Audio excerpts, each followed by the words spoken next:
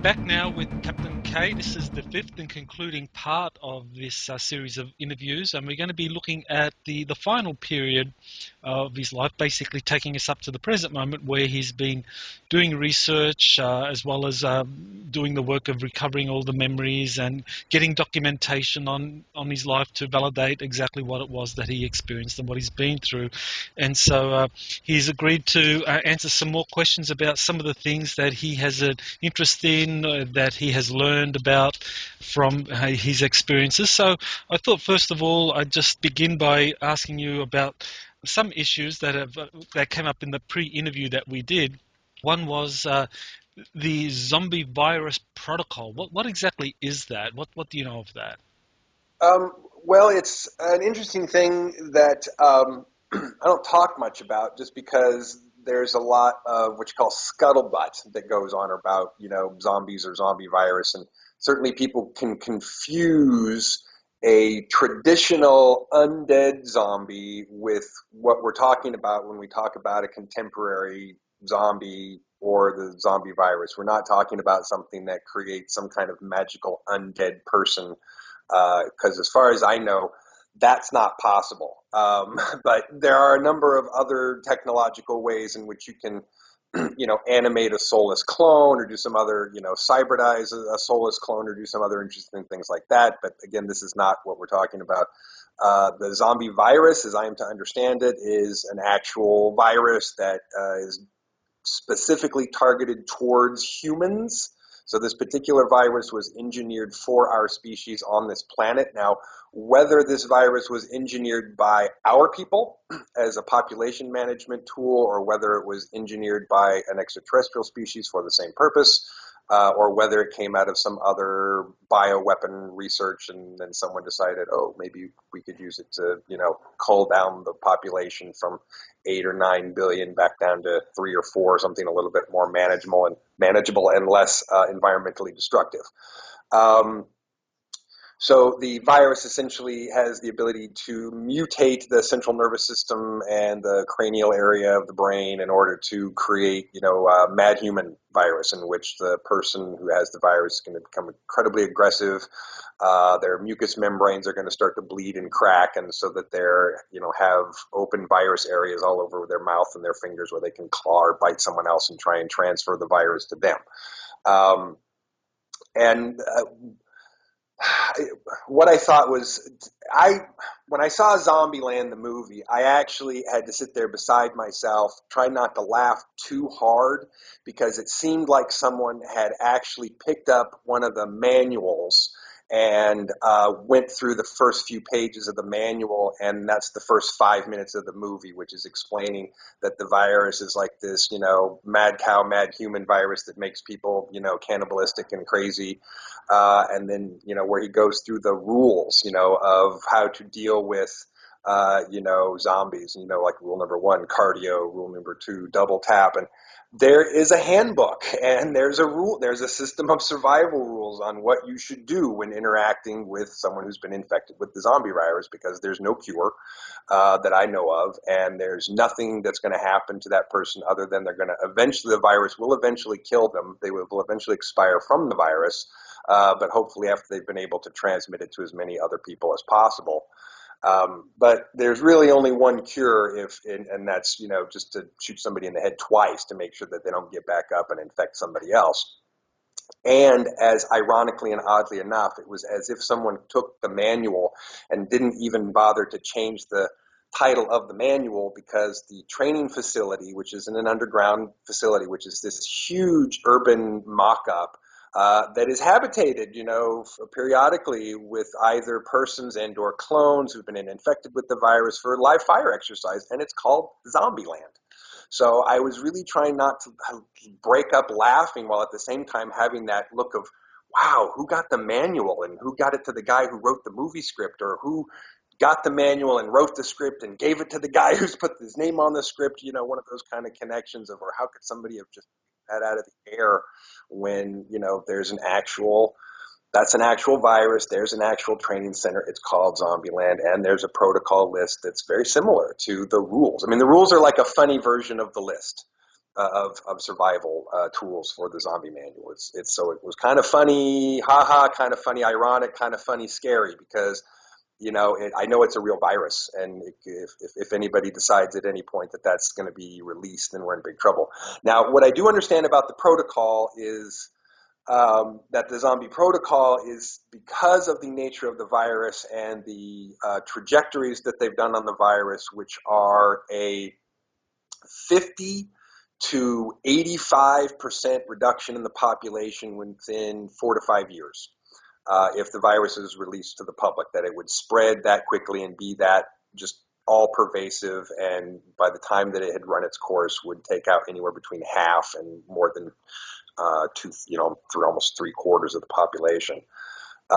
So the protocol is not to be used unless extreme circumstances, et cetera, et cetera. So depending on who has access to it, if there's ever, I'm always concerned about this spoil sport moment where someone of those who are in power, if they start to lose power, which is a real possibility, because there is not consensus among the covert members of the covert military and space program that a fascist way of doing things is the right way of doing things. And because that's not a consensus, the leadership, who is currently in a very good fascist mode, is not popular. Because a lot of people see that that's not a good long-term model. And so there's a pretty solid internal force against the fascist authority at this time. And there is a lot of people have this thought, that if the fascist authority gets pushed too far, then they'll do if I can't have it, nobody can, and they'll release one of these spoil sport options, which could be the zombie virus as well. Sort of, well, if I can't have it, then you're all going to die. And so I just fingers crossed that, we don't ever have to see it. And I always tell people, even, kind of half jokingly, but I mean it seriously. I'm like, if you have something that you pray to, and I pray that they never release the zombie virus, because it would just be the worst case scenario ever. Unless there are ETs that have some miraculous cure for it, or something that I don't know about, that they could spray into the air and reverse the effects, miracle save. But I don't know of anything like that. So with foregoing some miraculous save like that, it would be all bad.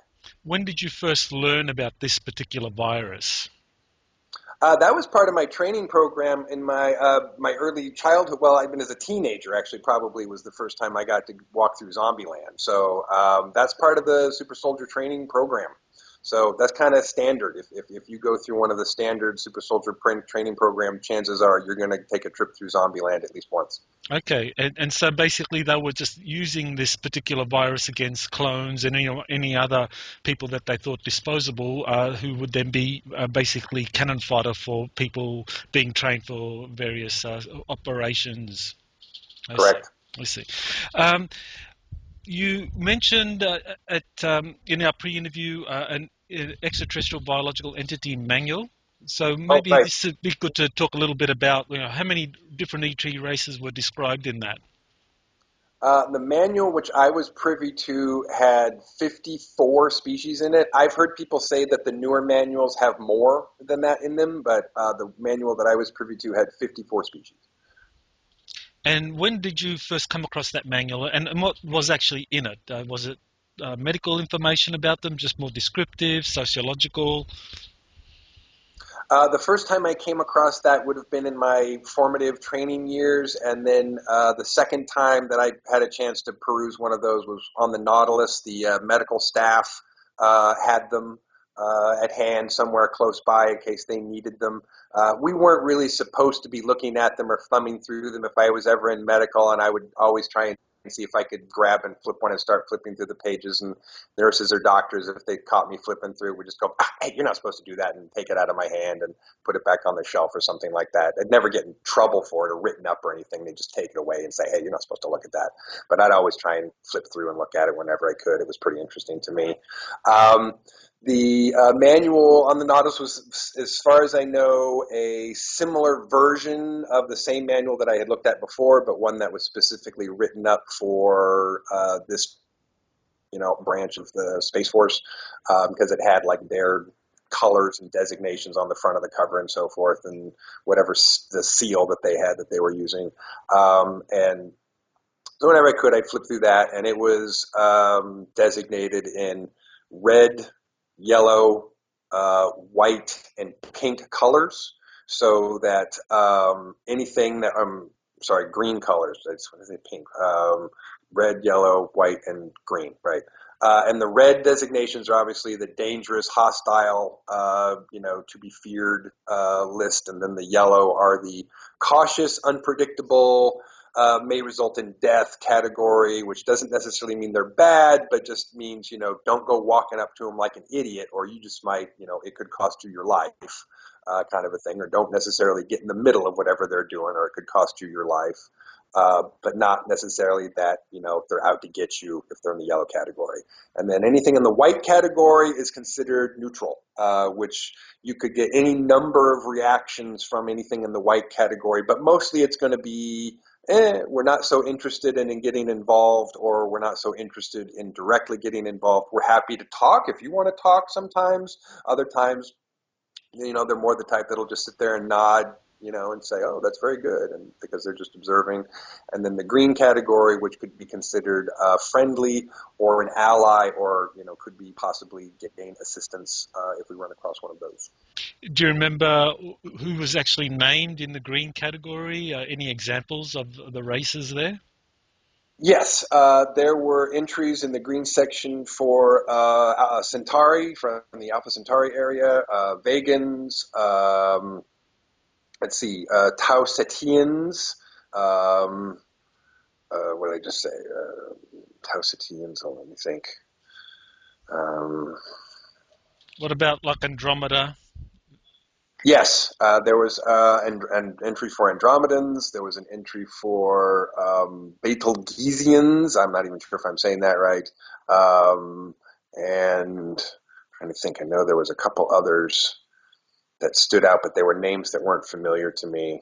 Like they weren't star names that I was familiar with. So I'm trying to recall them as a little trickier. They were like that. I know that there's a lot of stars that have, Persian names, and they were like from two of these more obscure Persian name stars that I'm totally unfamiliar with and that I can't just recall off the top of my head. Mm-hmm.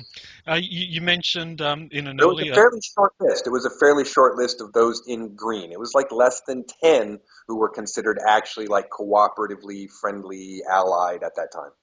I see. And those in the red category, you mentioned Alpha Draconis earlier. Any others that you remember being in that category? Yes, the Draconians are in that category. The Zeta Reticulans, also referred to sometimes as the Greys by civilians, but never referred to as Greys by anyone in the military intelligence complex. They are white, so they're often referred to as whites, either short whites or tall whites, or just as Zetas, but often designated much more specifically as Zeta 1s or Zeta 2s. And then of those two categorizations, there are subcategories, Zeta 1 A's and Zeta 1 B's, a, Zeta 2Bs, and Zeta 2Cs, which designate the Zeta 1s and the Zeta 2s as being two completely different factions of Zetas, which are not cooperating and are actively fighting with each other, and the subcategories of those factions, which also have their own sort of designations and agendas. And so they had to come up with, like 5 different categories to describe the different Zetas, but they were all in there.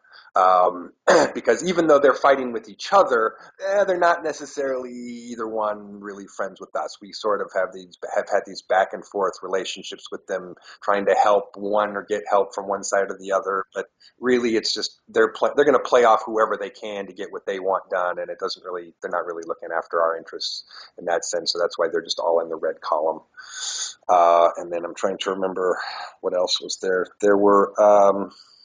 Now, there were 2 or 3 entries that always intrigued me the most because they had no photographs or no images, because they were called non-corporeal amorphous, which somehow meant that these were considered to be beings that either had no physical form or did not have solid physical form, and therefore had no entry, because it was presumed that they also had shape-shifting qualities or chameleon-like qualities.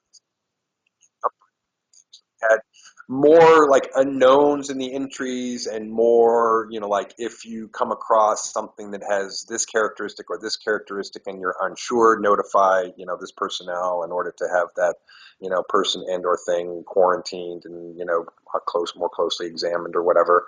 But they always were these interesting categories because they were so much unknown about them and that they were these sort of amorphous shape-shifting characters. But they were clearly in the red category and clearly not people that we're supposed to be happy or friend with. But they were identified as being different as far as not having physical bodies or physical characteristics and being able to possibly move multispatially or multidimensionally. Right. Um, can you explain the nature Oh, of... and I'm sorry, those were simply referred to as shadow types, and there was a shadow A type and a shadow B type. Okay, thanks. Well, can you explain the nature of the Nazi problem and its threat to the US intelligence complex?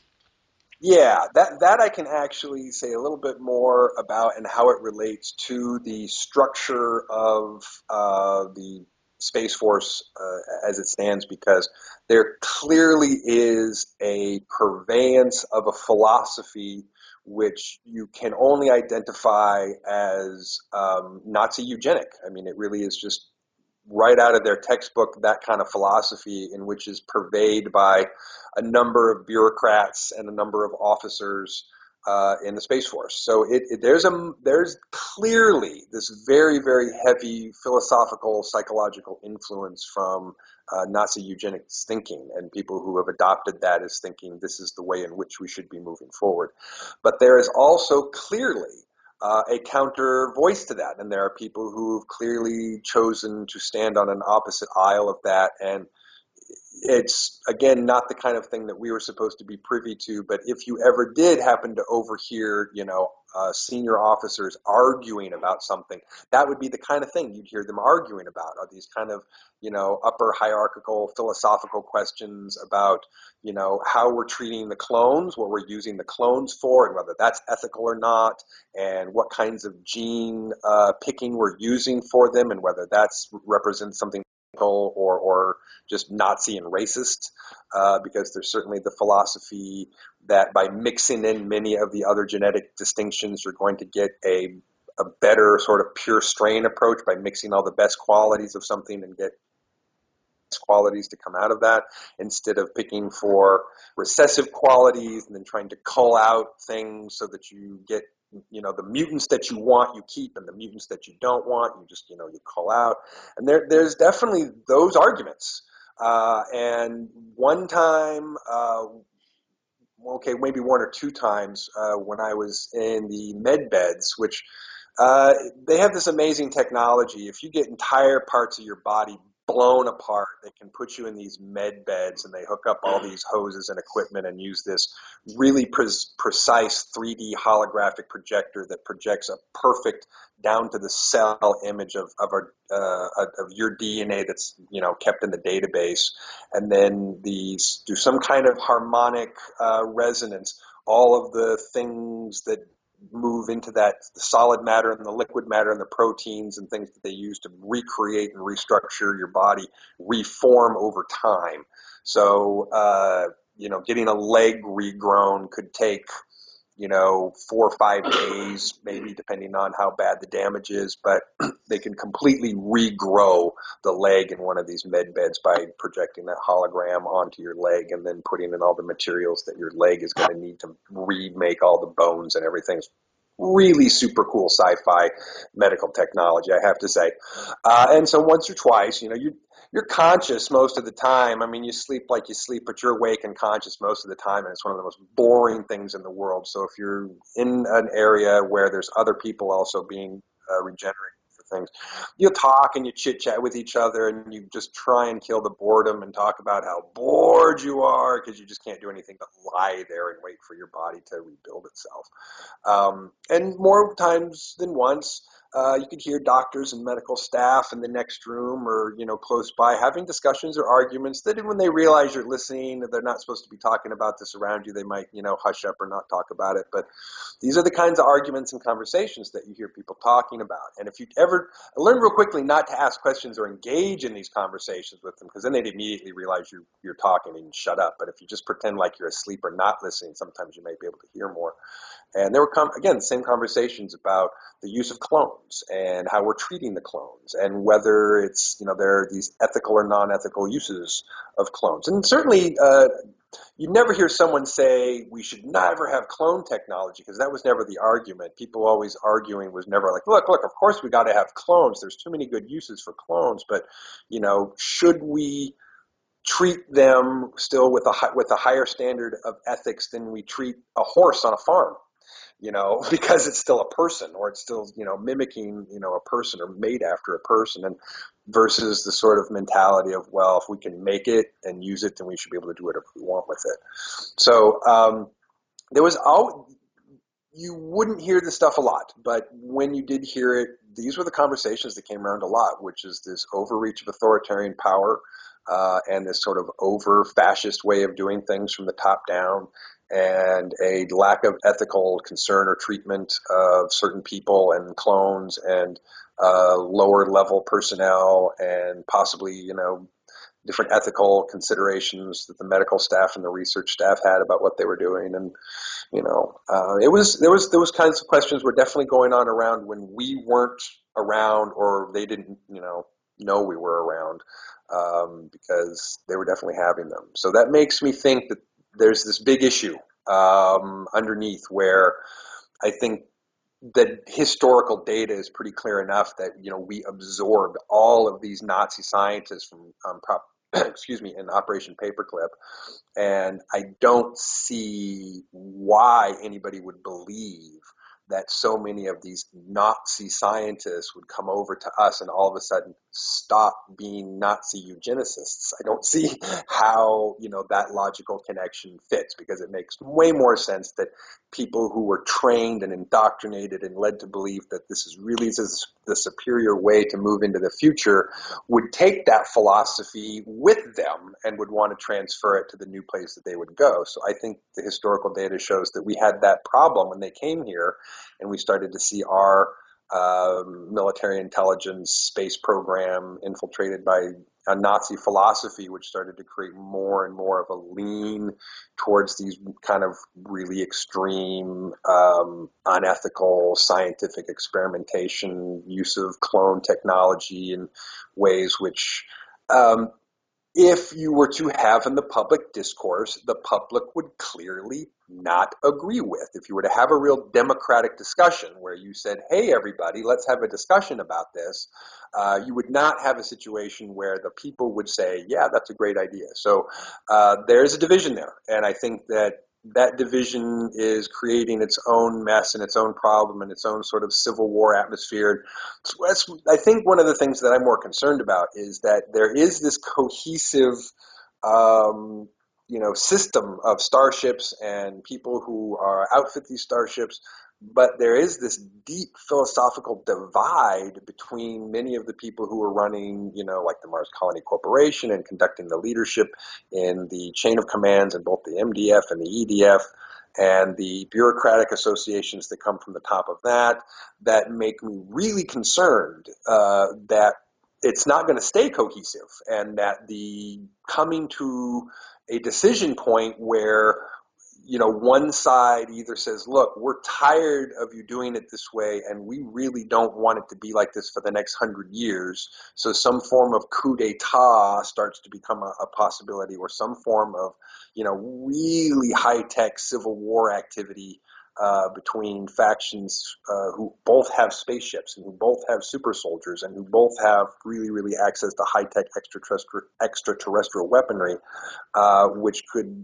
really be bad for everybody else, because that's the kind of war in which lots of things get blown up and destroyed all at once, and lots of people die in mass numbers all at once because the kind of power of the weaponry you're talking about. Great. Can you give us any description, if you know of anyone, or whether you yourself have actually met a clone? What are they like? I mean, are they perfect replicas in terms of thinking, behavior, and so forth, or can you notice subtle differences? Do they have a blank look? The light in their eyes is not there, that kind of thing. That's a really good question, and I can actually answer that question because there was a time um, about halfway through my service, the MDF started to incorporate more clones into the fighting force. And the way they started to incorporate those clones into the fighting force was to create these large, separate infantry divisions that were all made up of clones. And then, for the most part, the very already experienced soldiers from the Special Tactical Operation Divisions, like myself and my peers, were set to be drill instructors for these infantry divisions of clones, and then essentially use them as the cannon fodder for the Special Tactical Operations Divisions, so that we were actually doing less of the getting right in our faces into it and more of the clones getting out there and getting their faces into it. So I can answer that question very specifically, because it turns out that they decided, for the most part, because our bodies and our DNA had already adapted well to our environment, they might as well make clones from the people who were already there. So a number of times I was giving drill sessions to clones that were of me. So it was a kind of a surreal experience, to see what were clearly like little twin brothers of myself, like younger twin brothers, because by this time, I'm over 30 and they're all, look like they're 17 or 18-year-olds. So it's like looking at younger clones of myself, like younger twin brothers or something. And I think pretty much like, when you have identical twins, they don't always look exactly the same. I mean, you put them next to each other and you can obviously tell that they're twins, but there are the subtle differences that happen in the actual development of the body that do make it so sometimes you can tell which ones are a little bit different than the other, and there's slight variations.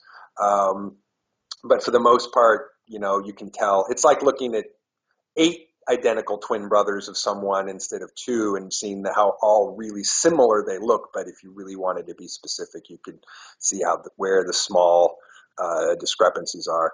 And the other answer to that question is, depending on who's manufacturing the clone and what operating system they're using to program or train that clone, will also determine whether that clone seems to have more of a spark of life in them and more like the eye contact that you can make with them, or whether they tend to be more like, black-eyed, soulless appearing sort of people, which again depends on their manufacturing, and which again we weren't privy to much specifics about, other than when we would get them, well, why is these guys like that? And oh my God, I can't work with this. Like, send these ones back. They're totally useless. And our explanations would often be, well, these are a different manufacturing set or from a different manufacturer or done with a different process that they're experimenting with. And so a lot of the time they would just send their experiments into the field for us to field test for them. And sometimes we just have to send them right back and say, this is garbage. I can't even work with this. I can't even work with this. I can't make this march left, right next to each other and tie its own shoes. So I don't know why you sent me this. And the other thing that I did notice consistently, which we all notice consistently, which when I asked when I always say eggheads, I mean the scientists, about this technology and why we were having this problem.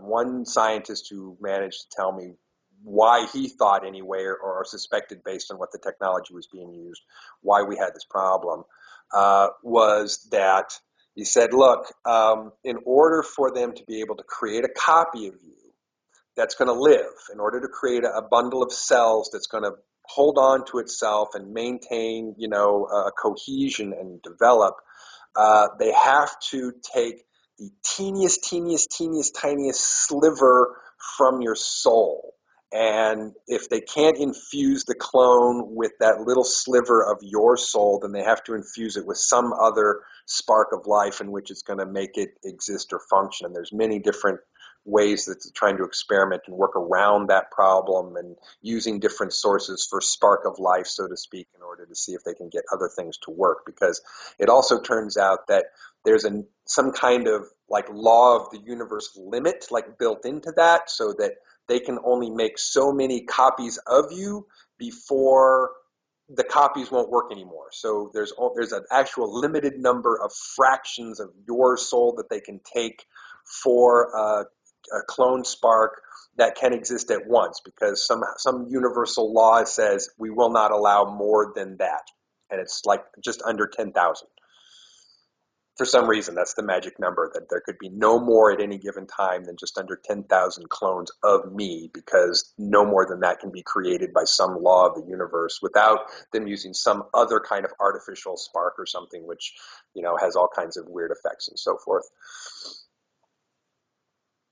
Oh, and this is the other thing I want to add about, here was the problem that we noticed with them.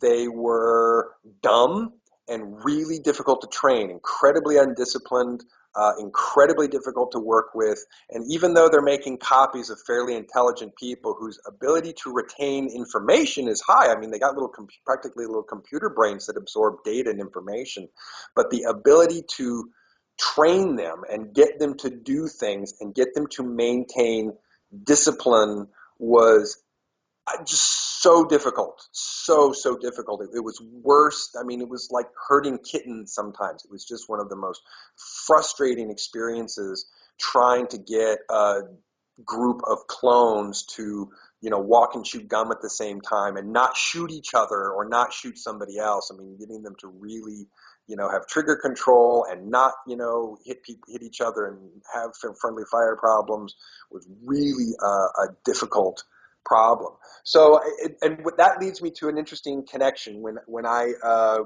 started hearing in the news that they were starting to clone dogs, like they were making, we can clone this dog and give you a batch of puppies that's a clone of this dog, I was really curious. I was like, I wonder what's happening with these dogs as they grow up, if people are finding that they're not very smart or they're hard to train. And interestingly enough, I have not been able to find any information, any follow-up information, looking through internet sources or looking through the media, anything on the internet that talks about any follow-up information on these. There's a few interesting stories about, this guy had his super dog, his hero dog of 9/11 or something. He had it cloned because he loved that dog so much and was such a great dog. So there's a few really interesting news stories about how this person really loved this dog, and so they got it cloned, and this company said, we'll clone this dog for you. But not one word about how those dogs are doing now that they've grown up as clone dogs. Not one word. And I wonder if it's because they're turning out it's not a very successful process. And I'm wondering if they're having those same experiences with dogs as we did with people. I just would find that curious to see if there's that correlation, because we had a serious problem with them. They were really difficult. Mm-hmm. Well, what final advice or what final word would you like to give to people who've been listening to your interviews and now know about your life, your unique experiences? What is it that you would like them to gain from this? Well, I'm not too interested in personally gaining anything from this interview experience. My main purpose of what I would like to hope will happen out of this process is that you can take that information and that data and just allow it to be out there to people in such a way that it can be made useful to them. And the main two things that I would think is that for anyone who has an abduction experience or a military abduction experience or has a memory suppression experience, to say to those people, don't ever be so sure that whatever you think they want you to think is the correct thing, because there are layers of deception in covering your memories and hiding your memories from you, in which a very diligent, grounded, I want to repeat that, a very diligent, grounded, centered process has to go forward from if you want to be able to get to truthful, honest, sincere memories and experiences. Don't assume that just because you remember it one way, that's the way that it happened. Don't presume because someone tells you it happened a certain way that that's the way that it happened. The only way you're going to know is if you take the very diligent, grounded, centered approach to getting to the truth of that and be willing to go at that over and over and over and over again and be willing to be wrong about something in order to be right about it with a better truth later on. So that would be what I would say to those people. The other thing that I would hope to say to anybody who is what we would call a decision maker in the world, people who have the ability to make decisions about what we're doing in policy or what we're doing in politics or what we're doing in technology in order to try and move us from a state of trying to hold us back practically to the 19th century instead of being able to have disclosure and move forward technologically, environmentally, and move actually into the 21st century that we're in by being able to make a transition instead of dragging our heels on some of the things that we need to not drag our heels on. So to those people, I would say this. The cost of doing business the old way is getting so expensive that very, very soon, if not already right now, the cost of doing business in this old way, in a polluting way, in a pirating way, is more than its value is. I mean, it's going to cost more than anything there's to be gained from this. And very soon, people are going to need to realize that the transition to newer methodologies, cleaner, greener methodologies can and will be profitable if people are willing to actually work the problems and figuring out how to make that work. I want to say to those people, you're not trying hard enough. You're not working hard enough. You're not working the problems hard enough. You're not trying to get solutions hard enough. You're not trying to overcome obstacles hard enough. You are not looking at the board big enough. You need to work the problem with the intention that you're going to get it done and with the desire and goal that you can get it done, and work with people who want to achieve that common goal of getting it done. Do that and we can get there. Otherwise, we're just going to keep wasting time and spinning our wheels and going nowhere. And that's going to end up in only more poverty, death, sickness, illness, and environmental destruction.